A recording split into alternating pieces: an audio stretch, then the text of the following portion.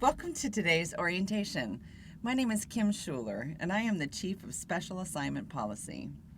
Hi, my name is Becky Dominguez, and I am the Outreach and Marketing Manager for Special Assignments Policies. This briefing is designed to provide you with an overview of the EFMP assignment process. The goal is to provide you with all the information you need to make educated decisions pertaining to your future assignments while considering your family's needs. You can see on the slide this briefing is generated from the Air Force's Personnel Center at Joint Base San Antonio Randolph, which is where EFMP Assignments is headquartered. Your host today is your local military personnel section, and they are your local resource for assistance. So let's be honest, when it comes to matters pertaining to your family, speaking with somebody face-to-face and getting the answers you need is comforting. So let's jump right in and take a look at the agenda for today. We have a limited amount of time together today and a lot of information to cover, so this briefing will be an overview of each of these areas. Don't tune me out, though, because I'm going to tell you where and when you can get the in-the-weeds information, as well as make sure you have all the links to be connected to the AFPC EFMP Assignments team. Let's begin with the purpose of EFMP Assignments. The purpose of EFMP assignments is simple: finding the best place to meet the needs of the airmen, their family, and the Air Force. It seems pretty simple at first glance, but in fact there are several factors to consider to ensure we are making the right match.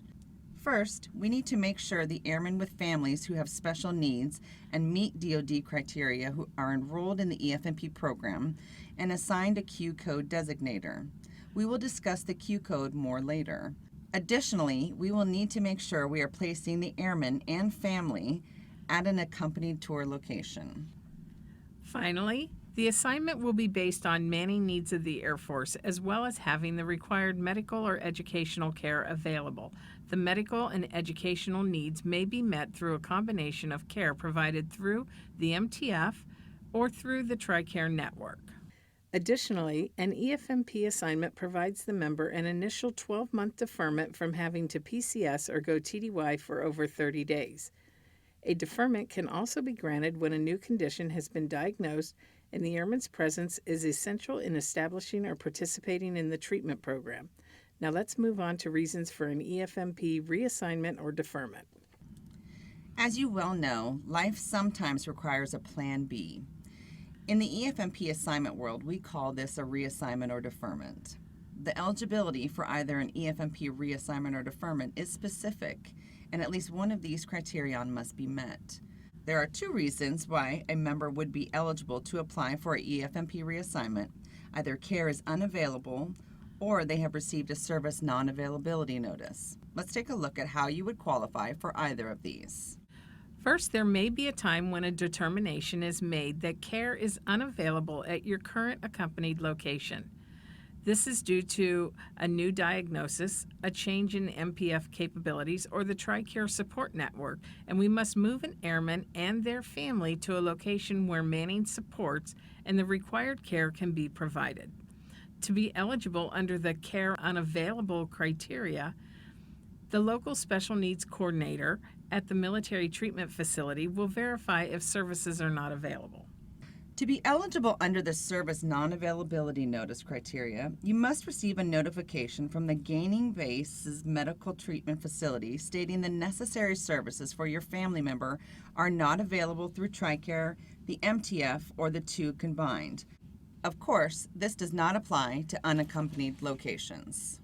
Deferments are granted for two reasons. Either a new diagnosis is made or there is a critical juncture in care. Both require the member's presence. Let's take a closer look to get a better understanding of each of these. To be eligible for a deferment under the newly diagnosed condition, the treating physician must be specific and state how an airman's presence is essential to the success of the treatment program. Here's an example. Airman James' son has been diagnosed with asthma. He meets DoD enrollment criteria and is enrolled in the EFM program. He is required to see a specialist every 3 weeks. It is not a life-threatening situation, and his asthma is being managed. Airman James' presence is not necessarily essential to the success of the treatment plan or program, as his son is not in a life-threatening situation, and his asthma is being managed. If Airman James receives an unaccompanied assignment or deployment, he would more than likely not qualify for a deferment. Let's talk about a situation where a deferment would be granted. Again, this is just an example. Staff Sergeant Lily's wife was recently diagnosed with major depressive disorder and is currently inpatient at a residential treatment facility for mental health after a suicide attempt. His wife requires weekly psychiatric appointments and weekly therapy appointments, so she meets DoD enrollment criteria and is enrolled. The physician has stated her spouse must be present for family counseling for a minimum of 6 months for the success of her treatment program. Staff Sergeant Lilly will qualify for a deferment, and the start date of the deferment will be the date of his wife's diagnosis. The last criteria is called a critical juncture in care. The best example when explaining this criteria is any type of treatment that cannot be disrupted or it could cause grave results. Family members undergoing chemotherapy is one we see quite often. If you find yourself and your family in any of these situations, work with your special needs coordinator to get the documentation necessary for the application. Unless you don't have access to the virtual MPF, you will submit your application through that platform to AFPC. Let's discuss submitting an application. Once you've gathered all of the required supporting documents, it's time to begin the application process. Applications are initiated by the airman and submitted through the virtual military personnel flight. It's the most important action on your part. The most important action on your part when applying for a reassignment or deferment is to make sure your DD Form 2792 is current within 1 year, reflects the required treatment, their frequency of treatment, and all pages are signed by the member and the treating physician. Not having the document filled out correctly or submitting the documents unsigned will result in a delay in the approval process. By now, you may have heard a lot about a Q code. You're probably asking, what is a Q code? Do I need a Q code? How or where do I get one? Everyone enrolled in EFMP has an assignment limitation code of Q. The Q code is updated in your Military Personnel Data Systems or MILPIDS record. It has an indefinite date of expiration, which shows up as 08 August 3888. You can verify your code is in your record at any time on the virtual MPF. There are a lot of myths out there about what a Q code does, what does it mean, and how they pertain to you and your future assignments. So let's talk about the assignment considerations given during the formal assignment selection for EFMP enrolled airmen.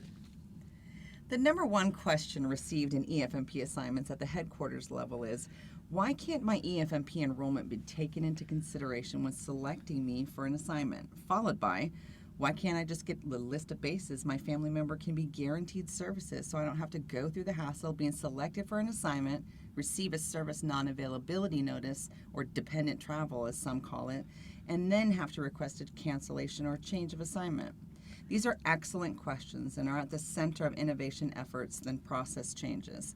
Let me explain how the process in place currently actually protects against discrimination, and it will help paint a picture of the challenge for leaders to find a solution that suits airmen and families without limiting career opportunities. As you see on the slide, the MILPIDS identifier Q code is not considered during normal assignment selection unless you are submitting for the previously discussed reassignment or deferment. An airman self-initiates an application. For example, you really want a special duty position that's been advertised on the Assignment Management System, or AMS, and you meet all the requirements. You hit the apply button and cross your fingers hoping to be selected as the most eligible volunteer. Fast forward to the ad closeout date. Your assignment team pulls the list of volunteers, racks and stacks them based on the PCS eligibility requirements and any position prerequisites listed in the ad. Lo and behold, you are the number one volunteer. Congratulations. Currently, your assignment team pays no attention to the Q code on your record. They are not allowed to. They have no idea if you are enrolled in EFMP for a child with mild asthma or a spouse who's in the middle of an organ transplant. As non-covered entities under HIPAA rules, they have no reason to know, and unless you tell them. Now, what if your assignment team looked up your CERF and made the decision that since you're enrolled in EFMP and the position and location you're about to be loaded an assignment to may not be able to provide the necessary medical or education services your EFMP family member requires? What if they decided to skip you and move on to the next airman with the same qualifications as you, but without a Q code? How well would that sit with you? Well, I imagine it wouldn't sit well because that is potentially a form of discrimination based upon a family member with special needs or disabilities. At that point, your career opportunities have been affected, limited in fact, due to no fault of your own. No fault of your family members either, just a failure to protect every airman's right to make their own decisions about their career. We will talk a little bit later about a few ways to research locations before applying, which I think will be really helpful to you. EFMP is riddled with misinformation, making it hard to sometimes decipher what's true and not true. The bottom line is every family situation is different. The needs of the family as well as the member's career is not a one-size-fits-all solution when it comes to the EFMP program. This is where a lot of bad information comes from. These are just a few of the top myths floating out there about EFMP assignments. I think everyone understands the first one, but if not, EFMP enrollment does not defer you indefinitely from being selected from a short tour. You are selected regardless of your dependent status, marital status, etc., etc. The second myth is one that is simply mind-boggling. Anytime travel has not been recommended in the CONUS, please make sure you are working with the MPS to receive assignment counseling.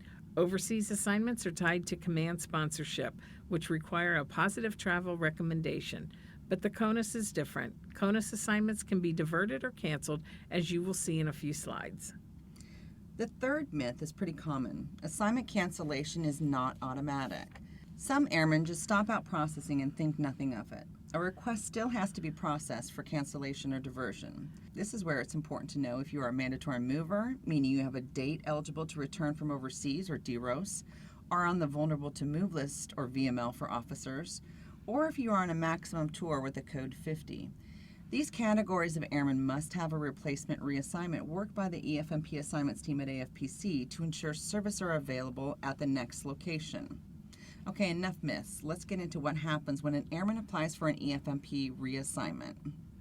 We will use service non-availability notice options at base X as our example. Let's now take a look at the EFMP assignment application process. This slide is incredibly busy and complex, and we will go through it together, but the reason it's shown is to give you an understanding of all the working pieces of the assignment process and hopefully understand why your assignment is not automatically approved the moment you submit through virtual MPF. In fact, the average time for an EFMP reassignment request to be processed during peak PCS season is 5 weeks. You can see from all the steps why it takes so long. We've trimmed down our process to remove duplication of effort and continue to work on more improvements as well. Let's walk through the process to help you understand that although there are a lot of steps, there are things you can do to help with the overall process. The assignment application process begins with the member submitting the required forms along with the application through the virtual MPF. This is where you become your best advocate and help reduce the processing time. Before you submit your package, take a moment and look to make sure your forms are correctly filled out, have all the required information, and all the correct signatures.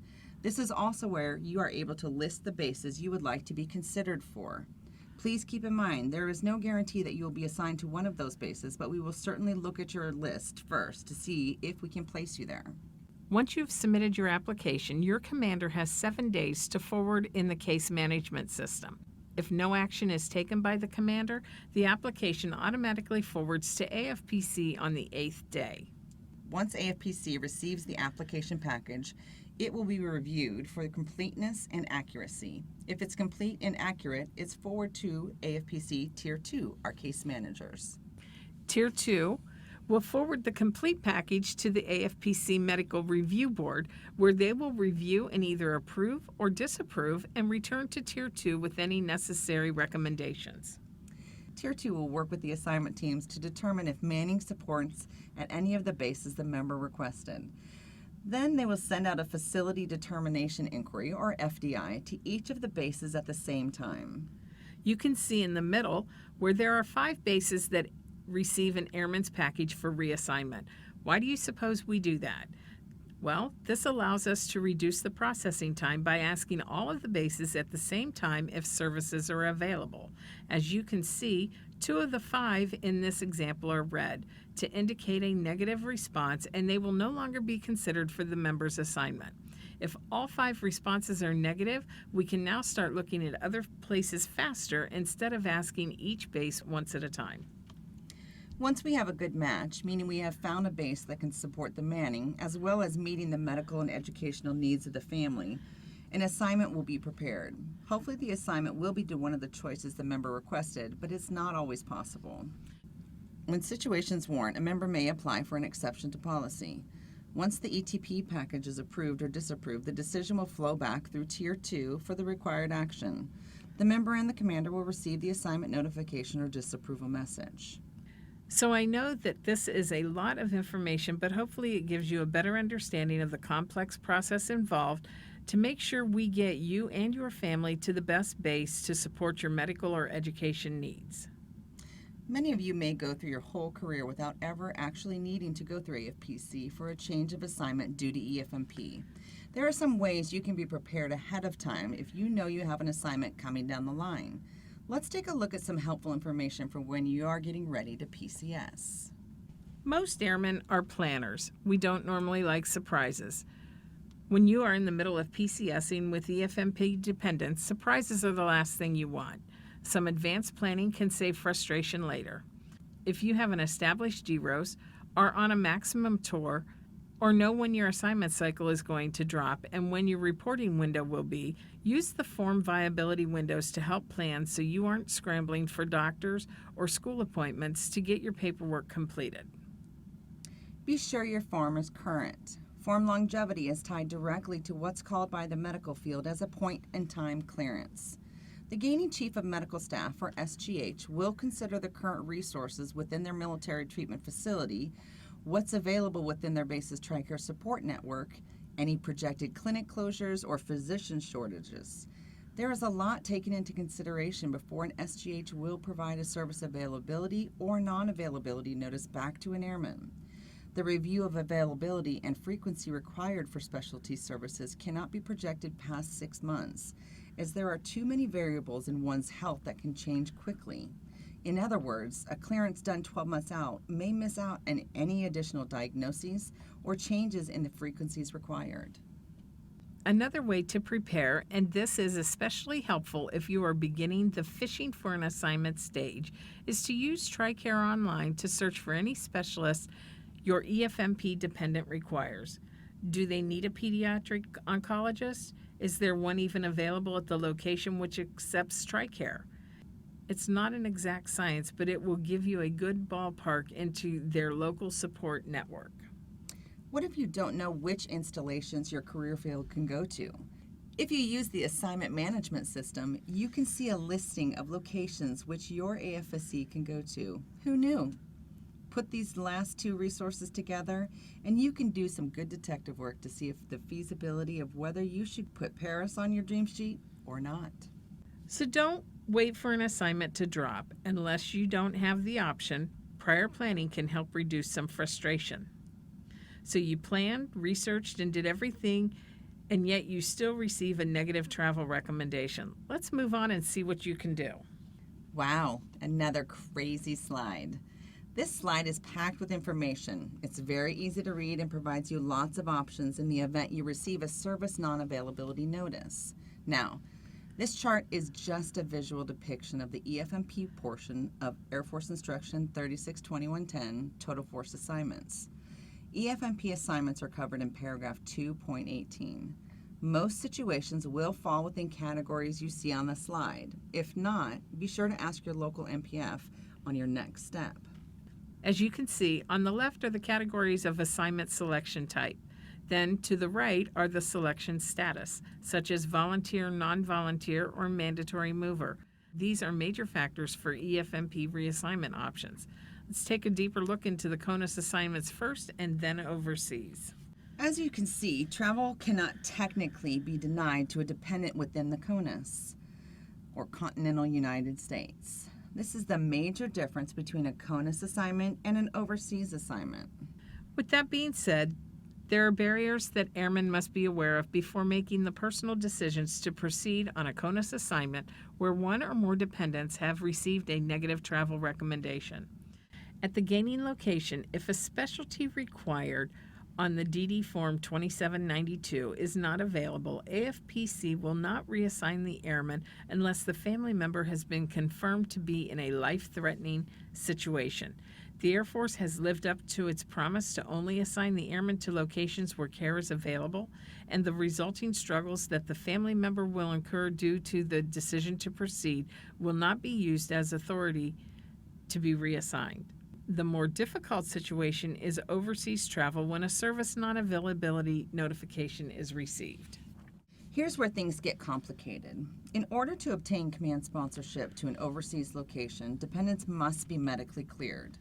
A service non-availability notice for any overseas tour seriously limits the options available for that family. Listed on this slide are a few of the entitlements which a non-command sponsored dependent will not be authorized to receive. To list all the overseas locations and their restrictions when a dependent is not command sponsored would take way too much of your precious time. We encourage airmen to contact the Judge Advocate Office at the gaining location in order to get additional limitations pertaining to that location specifically. Listed on this slide are all the benefits or entitlements which non-command sponsored dependents who are in the overseas area are not eligible for. This slide lists the items that non-command sponsored dependents in the overseas area are eligible for. The TRICARE Overseas Program, TOP, contractor, holds all the cards in this situation. The list of responsibilities they are required to fulfill is significantly less than for a command-sponsored dependent. Dependents may also be returned to the CONUS via an early return of dependent or ERD application when the situation becomes critical and the airman requests it. Airmen will normally stay to complete their overseas tour. We always encourage airmen who have received a service non-availability notification, whether for an overseas or CONUS location, to apply for a change or cancellation of assignment via the virtual MPF. It is a personal decision, but the reality is that a family member could face tremendous struggles. What we have found in many cases is that airmen believe the situation is doable until they are in the middle of the storm and then are overcome by the circumstances they have created. No one wants that. As with every decision in your career, gather all the information you can and make the decision that fits you and your family. That's all we can ask. Now, how many here today are aware that EFMP Assignments has an official Facebook page and hosts Facebook live chats and events? Well, get out your phones. I'm going to give you all the details on the next slide. For about a year and a half, EFMP Assignments has had an official Facebook page. This is a great resource where we host EFMP family webcasts. We also share a lot of relevant information, take polls, and offer you direct access to the EFMP Assignment Policy Office through the Send Message feature.